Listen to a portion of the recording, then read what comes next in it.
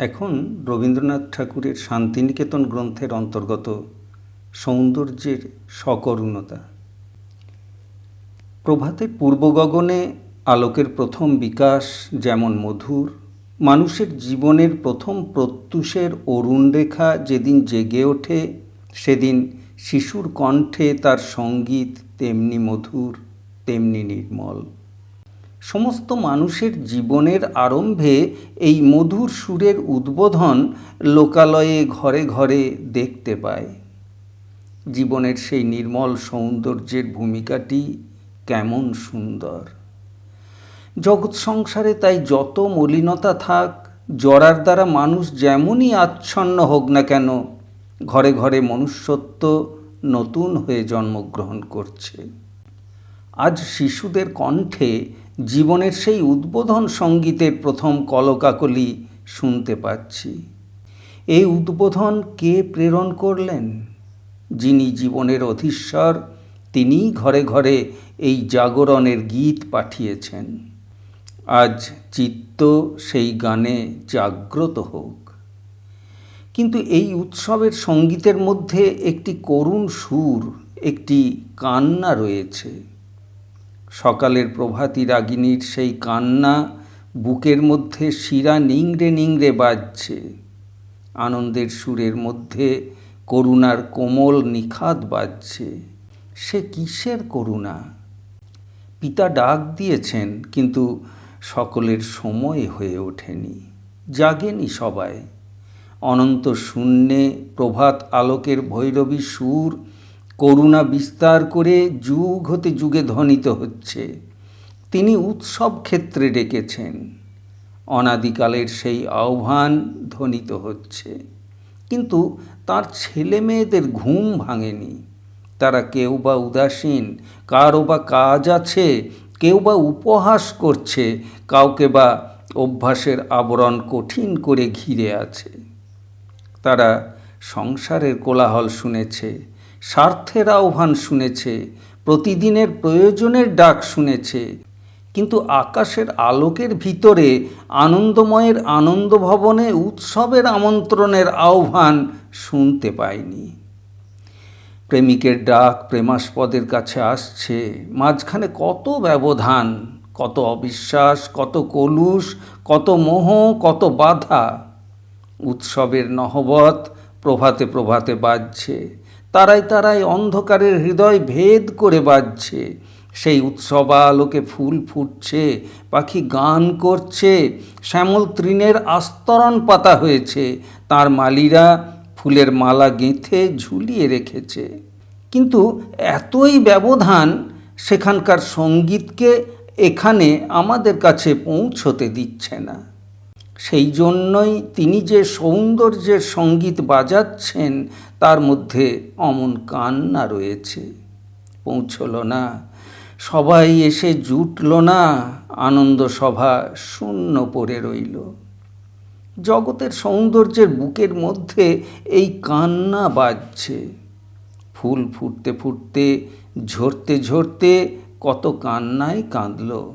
সে বললে, যে প্রেমলিপি আমি আনলুম, সে লিপিখানি কেউ পড়ল না। নদীর কলস্রোতে নির্জন পর্বত শিখর থেকে যে সঙ্গীতকে বহন করে সমুদ্রের দিকে চলেছে, সেই সুরে কান্না রয়েছে। আমি যে নির্জন থেকে নির্জনের দিকে চলেছি, সেই নির্জনের সুর গ্রামে গ্রামে লোকালয়ে ঘোষণা করেছি। কারও সময় হলো না সে আহ্বান শুনবার। আকাশের সমস্ত তারা এমন ডাক ডাকল, কাননের সমস্ত ফুল এমন ডাক ডাকল, দরজা রুদ্ধ, কেউ শুনল না। এমন সুন্দর জগতে জন্মালুম, এমন সুন্দর আলোকে চোখ মেললুম, সেখানে কি কেবল কাজ, কেবল প্রবৃত্তির কোলাহল, কেবল এই কলহ, মাৎসর্য, বিরোধ? সেখানে এরাই কি সকলের চেয়ে প্রধান? এই সুরেই কি সূর্য চন্দ্র সুর মেলাচ্ছে? এই সুরেই কি সুর ধরিয়েছিলেন যেদিন জননী শিশুকে প্রথম মুখচুম্বন করলেন? এত বড় আকাশ, তার এমন নির্মল নীলিমা, একে মানব না? পৃথিবীর এমন আশ্চর্য প্রাণবান গীতিকাব্য, একে মানব না?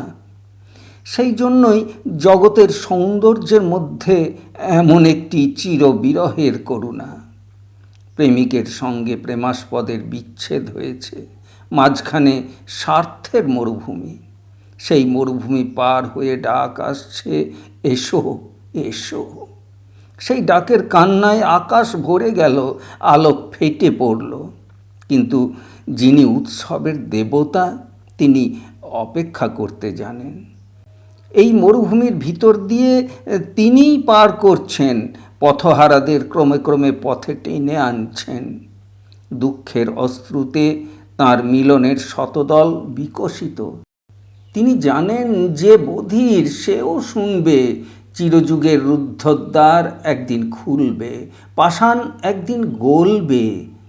এই বাধা বিরোধের ভিতর থেকে তিনি টেনে নেবেন। মানুষের জাগরণ সহজ নয় বলেই তার মূল্য যে বেশি। এই জাগরণের জন্য যুগ যুগ যে অপেক্ষা করতে হয়। যেদিন জাগবে মানুষ, সেদিন পাখির গানের চেয়ে তার গানের মূল্য অনেক বেশি হবে, ফুলের সৌন্দর্যের চেয়ে তার সৌন্দর্য অনেক বেশি হবে।